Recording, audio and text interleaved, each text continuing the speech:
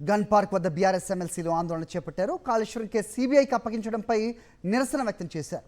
ప్రజాకంటక పాలన రాష్ట్రంలో నడుస్తోందని మండిపడ్డారు. కేసీఆర్పై సీబీఐ విచారణ విషయంలో పోరాటం చేస్తామన్నారు.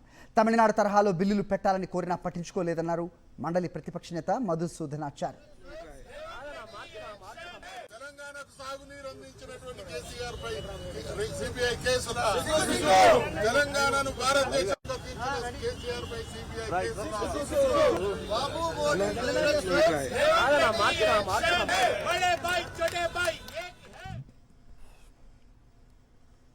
కాళేశ్వరంపై కాంగ్రెస్ కుట్రలను నిరసిస్తూ తెలంగాణ వ్యాప్తంగా ఇవాళ రేపు ఆందోళనకు పిలిపించింది బీఆర్ఎస్.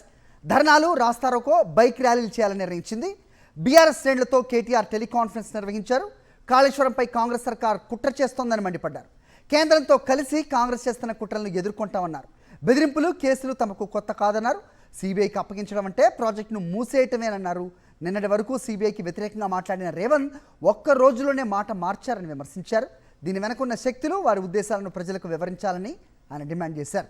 కాంగ్రెస్, బీజేపీ రెండు కలిసి చేస్తున్న కుట్రలేనని ఆరోపించారు కేటీఆర్.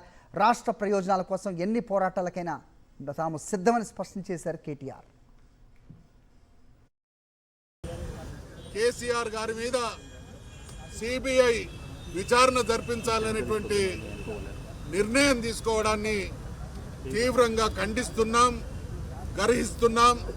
దాన్ని చీకటి రోజుగా అభివర్ణిస్తూ ఉన్నాం. ఈరోజు అదే విషయంలో కాళేశ్వరంతో పాటు ప్రజలు ఎదుర్కొంటున్నటువంటి సమస్యల్ని చర్చించాలని మేము శాసనమండలిలో డిమాండ్ చేస్తున్నాం. గడిచిన రోజులుగా జరుగుతున్నటువంటి చట్టసభల సమావేశాలని మీరు కూడా నిశ్చితంగా గమనిస్తూ ఉన్నారు.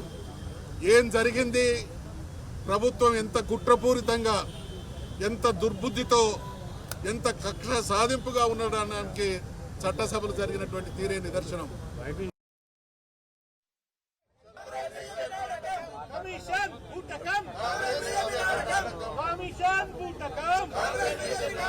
తెలంగాణకు సాగునీరు అందించినటువంటి